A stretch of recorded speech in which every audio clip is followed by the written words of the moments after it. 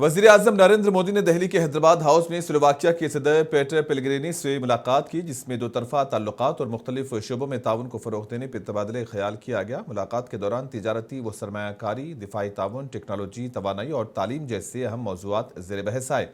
दोनों रहनुमाओं ने बाहमी शराकतदारी को मज़ीद मुस्तहकम बनाने और इक़्तिसादी रवाबित को वुसअत देने के अज़्म का इजहार किया। वज़ीर आज़म मोदी ने कहा कि भारत यूरोपीय ममालिक के साथ अपने ताल्लुकात को नई बुलंदियों तक ले जाने के लिए पुरअज़्म है और स्लोवाकिया के साथ ताउन के वसीम इम्कानात मौजूद हैं। इस मौके पर सदर पेटर पेलेग्रिनी ने भी भारत के साथ ताल्लुकात को मजबूत बनाने में दिलचस्पी ज़ाहिर की।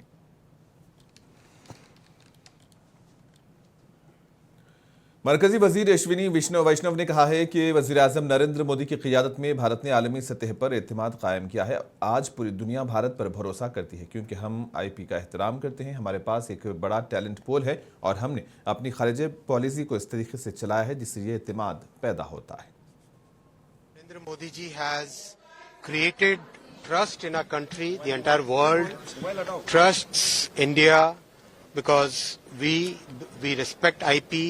We have a large talent pool and we have conducted our foreign policy in a way which creates that trust, and as a part of that today the Pax Silica was signed, which is very important for semiconductor supply chain, semiconductor manufacturing, chip design, for getting that entire semiconductor ecosystem well established. Narendra Modi ji has created trust. मरकजी वजीर पीयूष गोयल ने दिल्ली में मुनक़िदा export promotion mission की तकरीब में शिरकत की, जहां इन्होंने बरामदात के फ़रोग़ और आलमी मंडी में भारत की मुसाबिक़त बढ़ाने पर जोर दिया है। तकरीब से खिताब करते हुए पीयूष गोयल ने कहा कि हुकूमत बरामद कुरिंदगान को हर मुमकिन सहूलत फराहम करने के लिए पुरअज़्म है। इन्होंने बताया कि नई तिजारती पॉलिसियों इस्लाहात के जरिए भारतीय मसनूआत को आलमी सतह पर मजबूत मुकाम दिलाने की कोशिश की जा रही है। मरकजी वजीर ने सनतकारों और बरामद कुरिंदगान से अपील की है कि वो मेयार, इख्तिरा और वैल्यू एडिशन पर तवज्जो दें ताकि भारत की बरामदात में मुसलसल इजाफा हो। उनका कहना था कि सरकारी और निजी शोबा बाहमी इश्तराक से मुल्क की मईशत को नई बुलंदियों तक ले जा सकते हैं।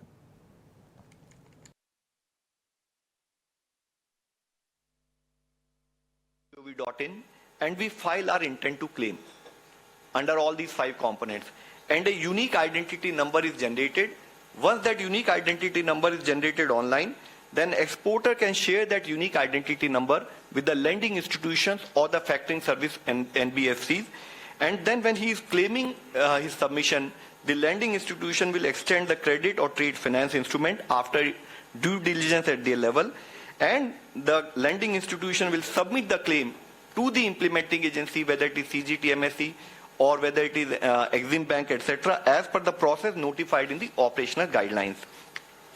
Similarly, when it comes to Niryat Disha, again we have brought it online, wherein 2 of the components, which is lift and trace, they will follow a process in terms of an intent to claim will be filed on Trade Connect portal by Ministry of Commerce, which is trade.gov.in, before they take any Exim related services. And then they can file their reimbursement claim after export completion. They submit their application, duly tagging the relevant intent to claim, invoice and proof of payment, related supporting documents, as well as self-certification so as to mention that they are not taking or duplicating this benefit in any other Government of India scheme. Similarly, when it comes to 3 other components, flow, insight and market access services, they again can apply to trade.gov.in. Proposal will be forwarded to within the ministry. It will be evaluated by the transparent process of a subcommittee, and that subcommittee will give its recommendation, and based on the recommendation, a steering committee headed by Secretary of Commerce will finally take the decision on that.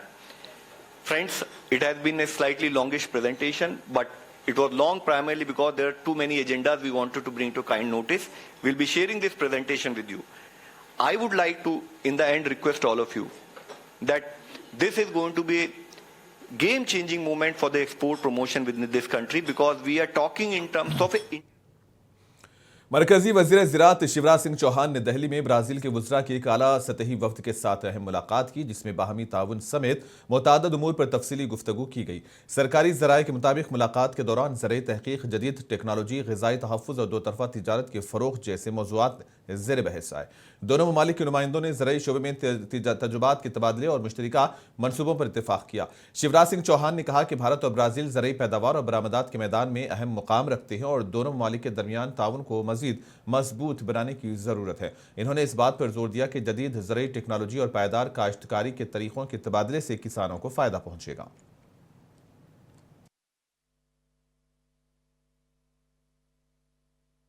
एक हमारा ICR समकक्ष जो Brazil की संस्था है इम्ब्रापा, वो कई क्षेत्रों में आपस में सहयोग करेगा, तो उसके साथ MOU करने पर हमारा आपस में विचार विमर्श चल रहा है। ब्राजील की काफ़ी रुचि है प्राकृतिक खेती में और जैविक खेती में। माननीय मंत्री जी अभी कल मोदीपुरम और वहाँ प्राकृतिक खेती, इंटीग्रेटेड फार्मिंग देख के भी आए हैं, तो उस क्षेत्र में भी मिलके, क्योंकि प्राकृतिक खेती और जैविक खेती आने वाली पीढ़ियों के लिए भी धरती को सुरक्षित बनाती है और मिट्टी के स्वास्थ्य को और मनुष्य के स्वास्थ्य को, दोनों को बेटर बनाती है। उस पर भी हम लोग साथ मिलकर चर्चा और बातचीत कर रहे हैं। कई और मुद्दे हैं, जैसे भारत के अनार, लहसुन, अंगूर, किशमिश, इसके निर्यात पे चर्चा चल रही है ब्राजील में, और वहाँ की जो प्रसिद्ध चाय है वो भारत आए। ऐसे कई मुद्दे हैं, बाजार, मार्केट एक्सेस के, बाजार पहुँच के, उन पर भी हम लोगों ने बहुत सद्भावनापूर्वक। दिल्ली में भारतीय जनता पार्टी की हुकूमत के 1 साल मुकम्मल होने पर वज़ीर आला रेखा गुप्ता ने अपनी हुकूमत का रिपोर्ट कार्ड पेश करते हुए कहा कि यह हुकूमत वादों की नहीं बल्कि नताइज की हुकूमत है। वज़ीर आला ने प्रेस कॉन्फ्रेंस से खिताब करते हुए कहा कि गुज़िश्ता 1 साल के दौरान हुकूमत ने आवाम से किए गए वादों को अमली जामा पहनाने पर तवज्जो दी। उनके मुताबिक तालीम, सेहत, बुनियादी ढांचे और अवामी सहूलियात के शोबों में नुमायां पेशरफ्त की गई है। रेखा गुप्ता ने कहा है कि हुकूमत ने शफाफियत और जवाबदेही को यकीनी बनाने के लिए मुख्तलिफ इस्लाहात मुतारिफ करवाई हैं, जिसके मुस्बत असरात अवाम तक पहुँच रहे हैं। इन्होंने दावा किया है कि दिल्ली में तरक्याती मनसूबों को तेजी से मुकम्मल किया गया और सरकारी खिदमात को मजीद मुअस्सर बनाया गया। ये सरकार जो वायदों की सरकार नहीं, परिणाम की सरकार है। यह सरकार जो घोषणाओं की नहीं, काम करने वाली सरकार है। और 1 वर्ष में दिल्ली को हमने ठहराव से गति की ओर लेके जाने की कोशिश की, बहानों से समाधान की ओर लेके जाने की कोशिश की और विज्ञापन से विकास की ओर हमने ले जाने की कोशिश की। हर एक कदम जो हमने आगे बढ़ाया, उसमें सरकार को कागज कम, काम ज्यादा, इस पैटर्न पे हमने अपनी सरकार को कार्यरत किया। आज वह वाक्य जमीन पे खड़ा हुआ दिखाई देता है जब मैं कह सकती हूं कि आज दिल्ली में जो सरकार है वो पोस्टर्स की राजनीति नहीं करती, ट्वीट की राजनीति नहीं करती। हमने दिल्ली के वर्क कल्चर को बदला है। हमने जो पहले की सरकारें शोर मचाती थी, हम समाधान देते हैं। जो पहले टाल मटोल करते थे, हम टाइमलाइन दे करके काम करते हैं। जो पहले केवल आरोप प्रत्यारोप लगाते थे, हम अपना उत्तरदायित्व निभाते हैं। और मार्गदर्शन है भारतीय जनता पार्टी की राष्ट्रवादी विचारधारा का और हमारे प्रधानमंत्री आदरणीय श्री नरेंद्र मोदी जी के मूल मंत्र सबका साथ, सबका विकास और सबका प्रयास। इस मंत्र के साथ हम मैं की नहीं, हम की राजनीति कर रहे हैं। आज 1 साल पूरा होने पे मैं ये दिल्ली वासियों को विश्वास के साथ कह सकती हूं कि दिल्ली में एक सकारात्मक मरकजी वज़ीर दाखिला अमित शाह आज आसाम के नाथनपुर में हिंदुस्तान बांग्लादेश सरहद का दौरा करेंगे। इस मौके पर Amit Shah vibrant village programme 2 का आगाज करेंगे। ज़राए के मुताबिक इस प्रोग्राम के तहत देहात में बुनियादी ढांचे की बेहतरी, सड़कों की तामीर, सेहत और तालीम की सहूलियात की फराहमी और रोजगार के मौके पैदा करने पर खुसूसी तवज्जो दी जाएगी। इस प्रोग्राम का मकसद सरहदी इलाकों को मजबूत और खुशहाल बनाना है ताकि मकामी आबादी को बेहतर मेयार जिंदगी फराहम किया जा सके। लोकसभा के अपोजिशन लीडर राहुल गांधी ने आज उत्तर प्रदेश के सुल्तानपुर एमपी एमएलए कोर्ट में हाजिरी दी। हतक इज्जत के एक मुकदमे में राहुल गांधी आज अदालत में पेश हुए। अदालत में सिक्योरिटी के सख्त इंतजाम किए गए थे और बड़ी तादाद में कांग्रेस कारकुनान भी मौजूद थे। ये मुकदमा शिकायत कुरिंदा विजय मिश्रा की जानिब से दायर किया गया। समाअत के दौरान अदालत ने फरीकैन के दलाइल सुने। शिकायत कुरिंदा के वकील संतोष कुमार पांडे ने मीडिया से गुफ्तगू करते हुए कहा कि उनके मुवक्किल ने कानूनी तरीके से अदालत से रुजू किया है, उन्हें अदालती अमल पर मुकम्मल एतमाद है। उनका कहना था कि अदालत में तमाम शवाहिद पेश किए जाएंगे और कानून के मुताबिक कार्रवाई आगे बढ़ेगी।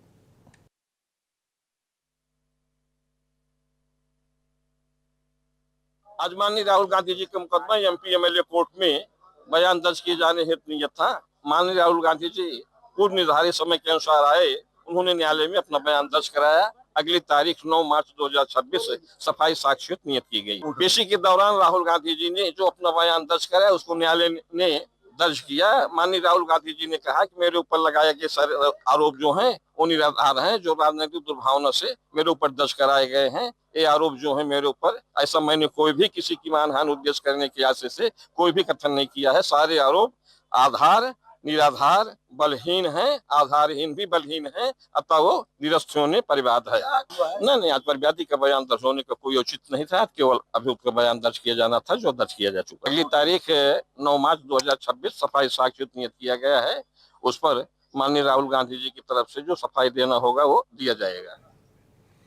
कांग्रेस रुकने पार्लियामेंट प्रियंका गांधी ने आसाम का दौरा किया। आसाम में उन्होंने अवामी इज्तिमा से खिताब करते हुए कहा कि रियासत में मुबैना भारी बदउनवानी हुई है, अवाम के एतमाद के साथ खुलेआम गद्दारी हुई है, अवाम इसका जवाब वोट के जरिए देगी। गुवाहाटी में मीडिया से बात करते हुए प्रियंका गांधी ने कहा कि रियासत में बढ़ती बदउनवानी की वजह से तरक्याती मनसूबे मुतासिर हो रहे हैं और आम लोगों को बुनियादी सहूलियात की फराहमी में रुकावटें पेश आ रही हैं। उनका कहना था कि अवाम ने हुकूमत पर एतमाद करके इसे इख्तिदार सौंपा है, लेकिन अगर शफाफियत और जवाबदेही न हो तो ये एतमाद टूट जाता है। राजनीति में बहुत निर्णय होते हैं, ठीक है, और राजनीति में कभी कभी अपने खिलाफ, कभी कभी अपने पक्ष में होते हैं, कभी किसी और के पक्ष में होते हैं, ये सहना पड़ता है। तो 10 साल बाद अगर अभी भी उसी बात पे रो रहे हैं तो मैं क्या कहूँ। और दूसरी बात यह है कि आपने देखा है कि कितना भ्रष्टाचार हो रहा है। मैम इस बार ये भ्रष्टाचार जो है ना, ये एक विश्वासघात है असम की जनता के साथ। ये हमारी जेब से नहीं ले रहे हैं पैसे, ये जो संपत्ति सारी इकट्ठी कर रहे हैं, जो अपने बड़े बड़े उद्योगपति मित्रों को दे रहे हैं, ये असम की जनता की संपत्ति है। जो जमीन बड़ी बड़ी उद्योगपतियों को दी जा रही है वो असम की जनता की संपत्ति है। जितने बड़े बड़े उद्योग दिए जा रहे हैं वो असम की जनता के हैं और असम की जनता समझ रही है, देख रही है। मैं तो ये नहीं मान सकती कि नहीं दिख रहा है, और जब देख रही है तो पहचान भी रही है कि बदलाव का समय आ गया। बिहार कानून साज काउंसिल में कायदे हिज़्ब इख्तिलाफ और साबिक वज़ीर आला राबड़ी देवी ने विधान परिषद के बाहर अपनी पार्टी के एमएलसीज़ के साथ रियासत में बिगड़ती हुई अमन की सूरत हाल के खिलाफ एहतजाज किया। एहतजाज के दौरान राबड़ी देवी ने रियासती हुकूमत को तनकीद का निशाना बनाते हुए कहा कि बिहार में जराइम की बढ़ती वारदातें हुकूमत की नाकामी का सबूत हैं। इन्होंने इल्ज़ाम आयद किया कि आम शहरी खुद को गैर महफूज महसूस कर रहे हैं और हुकूमत कानून व नज़्म को बरकरार रखने में नाकाम साबित हो रही है। इसी दौरान एहतजाज में शरीक आरजेडी लीडरों ने नीतीश कुमार हुकूमत के खिलाफ जमकर नारेबाजी की और अमन अमान की बरकरारी का हुकूमत से मुतालबा किया। साथ ही बेरोजगारी इन नौजवानों को रोजगार फराहम करने का भी मुतालबा किया।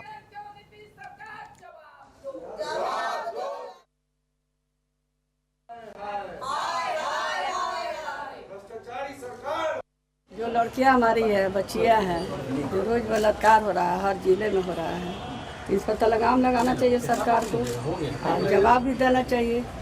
तो कोई जवाब देने के लिए तैयार नहीं है। गोल मटोल करके आई कल जाता है, जवाब भी सही से नहीं देता है।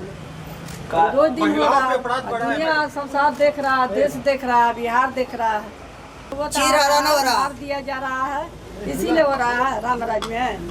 आज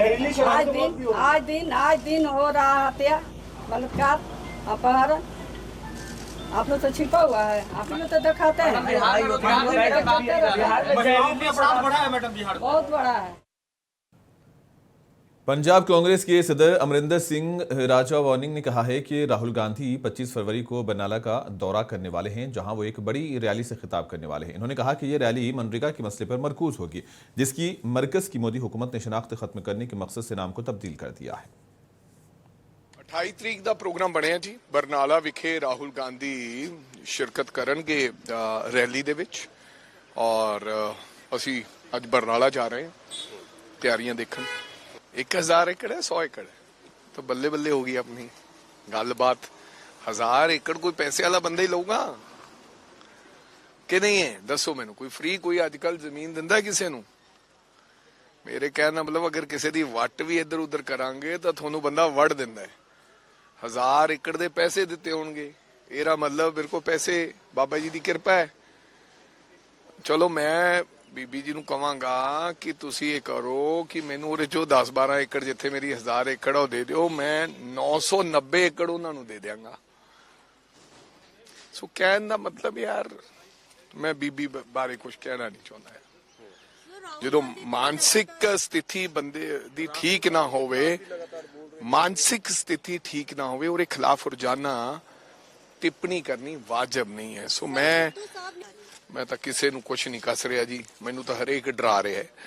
ਉਧਰੋਂ ਦੋਵੇਂ ਜੀਜਾ ਸਾਲਾ ਲੱਗੇ ਪਏ ਹੈ, ਕਦੇ ਮਾਨ ਸਾਹਿਬ ਲੱਗੇ ਪਏ ਰਹਿੰਦੇ ਹੈ, ਕਦੇ ਕੋਈ ਹੁਣ ਤੁਸੀਂ ਕਹਿੰਦੇ ਹੋ ਕਿਸੇ ਦਾ ਹੋਰ ਨਾਮ ਲੱਗੇ ਰਹਿੰਦੇ ਹੈ। ਪਤਾ ਨਹੀਂ ਇਹਨਾਂ ਨੂੰ ਸਾਰਿਆਂ ਨੂੰ ਮੈਂ ਕਿਉਂ ਵੇਖਦਾ ਹੈ।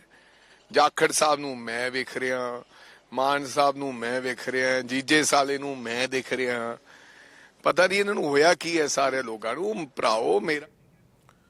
समाजवादी पार्टी के रुकने असेंबली जाहिद बेग ने रमजान के दौरान लाउड स्पीकर, अजान और दीगर ऐलानात की इजाजत के मामले पर बात की। उन्होंने कहा कि मजहबी रसूमात के एहतराम के साथ अवामी सुकून को भी मद्देनजर रखा जाना चाहिए। और इसके हवाले से एमएलए कमाल अख्तर ने भी अपने ख्यालात का इजहार किया और कहा कि मजहबी रसूमात की अदायगी में कमी या रुकावट नहीं आनी चाहिए। रुकने असेंबली ने कहा कि जो हुकूमत शंकराचार्य की नहीं हो सकती, वो कैसे मुसलमानों की हो सकती है। देखिए, ये सरकार जो है 5 मिनट से कम समय में 3 मिनट लगता है अजान होने में, बहुत ज़्यादा लगता है कहीं कहीं, और कहीं कहीं 1 मिनट भी नहीं लगता अजान हो जाता है।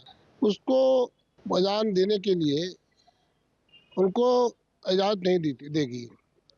लेकिन जब आप सड़कों पर चलते हैं, बैंड बाजा ढाक ढाक डीजे भरता है, दिल दंग हो जाता है, जाम लगा किया जाता है, उसको इजाज़त है। बूढ़े लोग का अगर खड़े हो जाए, उनको हार्ट अटैक आ जाए।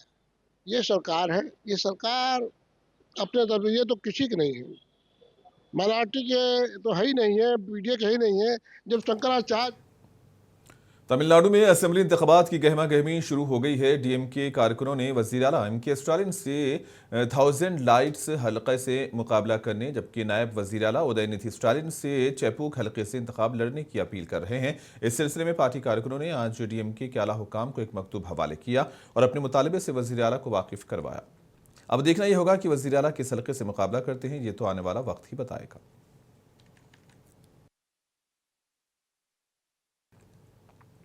मध्य प्रदेश के जबलपुर सेहोरा में दुर्गा मंदिर में तोड़फोड़ और पथराव और इसके बाद पैदा होने वाले तनाज़े पर नायब वज़ीर आला ने बयान दिया। इन्होंने कहा कि कानून हाथ में लेने वालों के खिलाफ कार्रवाई की जाएगी। नज़्म ज़ब्त की बरकरारी के लिए मुनासिब इक़दामात किए गए हैं। नायब वज़ीर आला राजेंद्र शुक्ला ने बताया कि हुकूमत इस मामले से पूरी तरह आगाह है और इंतज़ामिया मुहतात रहते हुए कार्रवाई कर रहा है। कानून व्यवस्था को बनाए रखने के लिए जो आवश्यक कार्रवाई है उसके निर्देश दे दिए गए हैं और सरकार के संज्ञान में है। प्रशासन पूरी तरह से सक्रिय, वो तो एक स्टैंडिंग आदेश रहते हैं प्रशासन को, जिला प्रशासन को, कि यदि वर्षा से कोई नुकसान होता है तो उसका आकलन रेवेन्यू की टीम करे और कोई उसकी जो भी राहत की राशि है वो समय पे किसानों को मिले। पीडीपी रुकने असेंबली आगा सैयद मुंतजिर मेहदी ने SIR के मसले पर अपनी राय देते हुए कहा है कि मुल्क की मुख्तलिफ रियासतों ने इस अमल के बारे में अपनी तशवीश जाहिर की है। इन्होंने मिसाल देते हुए कहा है कि मगरबी बंगाल ने भी इस मामले को सुप्रीम कोर्ट से रुजू किया है। आगाज सैयद मुंतजिर मेहदी ने वजाहत की है कि अगर SIR के तहत किए जाने वाले इक़दाम आईनी जिम्मेदारों को पूरा करने के लिए है तो काबिल कबूल है, अगर किसी सियासी फ़ायदे के लिए है तो हम इसकी मुखालिफत करते हैं।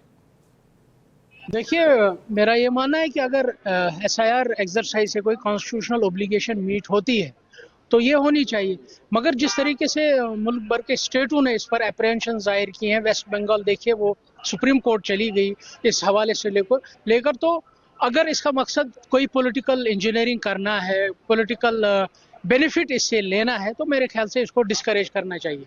देखिए, ये बहाने हैं खाली मुसलमानों को डिह्यूमनाइज करने के लिए, कभी उस जरिए से, कभी ये नहीं होना चाहिए, वो नहीं होना चाहिए। इन चीज़ों का मकसद, उच्छेपन का मकसद इतना ही है कि मुसलमानों को कैसे डिह्यूमनाइज किया जाए।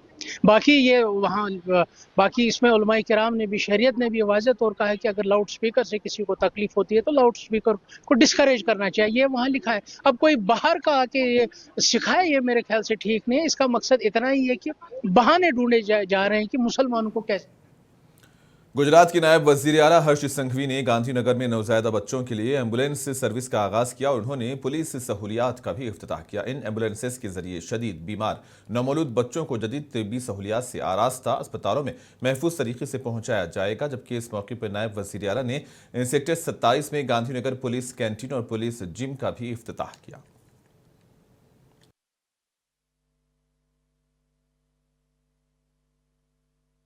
राज्य सरकार द्वारा मारा पोलीस परिवार માટે એક સાથે આવનારા 5 વર્ષમાં 20,400 થી વધુ મકાનો બનાવવાનો નિર્ણય લેવામાં આવ્યો છે। छत्तीसगढ़ के नायब वजीर आला विजय शर्मा ने कहा है कि जब दुनिया डिजिटल दौर में तेजी से आगे बढ़ रही थी तो कई आलमी कंपनियां भारत से होने वाले ब्रेन ड्रेन का फायदा उठाकर बड़ी ताकत बन गई। इन्होंने कहा कि हुकूमत मुल्क में ऐसे प्रोग्राम मुनक्किद कर रही है जिसका मकसद बासलाहियत नौजवानों को मुल्क में ही मौके फराहम करना है। यूरोप के साथ व्यापार और AI समिट, मतलब आपसे मैं कहना चाहता हूं कि जब डिजिटल डायरेक्शन में दुनिया आगे बढ़ी थी उस समय भारत से ब्रेन ड्रेन करके बहुत सारी कंपनियां बड़ी हो गई थी, जाइंट हो गई थी। अब उन सारी स्थितियों को पूर्व में ही समझकर ऐसे इवेंट्स देश में करके देश की प्रतिभा देश में रहे और देश की ही कंपनियां बड़ी हों, इसके लिए बड़ा प्रयास किया जा रहा है। ये बहुत बढ़िया है, फ्यूचरिस्टिक है। आने वाले समय में मैं निसंदेह ये मानता हूं कि AI की दिशा में भारत महाबली बनकर सामने आएगा। AI का भारत के लोग स्वागत कर रहे हैं, वरन दूसरे पश्चिम देश के बहुत सारे देश ऐसे हैं, पश्चिम में बहुत सारे देश ऐसे हैं जो AI को संशय की दृष्टि से देख रहे हैं। कांग्रेस के MP प्रमोद तिवारी ने कहा कि बीजेपी पूरे मुल्क में राहुल गांधी के खिलाफ फर्जी केस दर्ज कर रही है। बीजेपी उन्हें डराना चाहती है लेकिन राहुल गांधी को डराया नहीं जा सकता। उन्होंने कहा कि हमें अदलिया पर पूरा भरोसा है और हमें इंसाफ मिलेगा। राहुल जी आ नहीं रहे, बुलाए गए। न्यायालय ने किया है। भारतीय जनता पार्टी पूरे देश में उनके खिलाफ फर्जी मुकदमे कायम कर रही है, उनको डराना चाहती है, पर राहुल गांधी उस धातु के बने हैं जिसे डराया नहीं जा सकता, धमकाया नहीं जा सकता। हमें न्यायपालिका पर भरोसा है, न्याय मिलेगा। राहुल जी आ नहीं रहे, बुलाए गए। आंध्र प्रदेश असेंबली का बजट इजलास जारी है। वक्फे सवालात के दौरान अरकान असेंबली ने दरियाई गोदावरी के पानी के इंतजाम, आलूदगी और दीगर उमूर पर सवालात किए। रियासती वज़रा ने इन सवालात के जवाब दिए।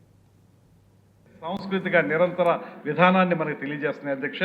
దీన్ని మనం లెక్కగడితే 1000 సంవత్సరాల నుంచి 300 సంవత్సరాల వరకు ఉన్నటువంటి ఈ అవశేషాలుగా 300 అంటే 300 అండి, అదే అంటున్నాను। ఇప్పుడు పాత క్రీస్తు పూర్వం ఏమవుతుందంటే అండి, BCలో ఎలా వెనక్కి వెళ్తుందండి, క్రీస్తు శకంలో వచ్చేటప్పటికి ముందుకు వెళ్తుంది కానీ క్రీస్తు పూర్వం వెనక్కి వెళ్తుంది। అంటే 1000 నుంచి 300 అంటే అది వెనక్కి వెళ్ళేది, క్రీస్తు పూర్వం 300 ఆ ప్రకారం దాన్ని తీసుకున్నాం అధ్యక్ష। వీటికి ప్రత్యేకించి బడ్జెట్ కూడా లేదు అధ్యక్ష। కాకపోతే పోలవరం ప్రాజెక్టులోనే ఆర్కియలాజికల్ డిపార్ట్మెంట్ వారి ఎక్స్కవేషన్స్కి సంబంధించి కొంత బడ్జెట్ని పొందుపరచడం వల్ల పోలవరం ముంపు ప్రాంతాలని మనం వాటిని తవ్వకాలు చేపట్టడం జరిగింది। ఎందువల్లంటే అది సబ్మెర్జ్ అయిపోతే ఇబ్బందిగా వస్తుంది కనుక రేపొద్దున తెలుసుకోవడానికి అవకాశం ఉండదు కనుక అది టేకప్ చేసాం అధ్యక్ష.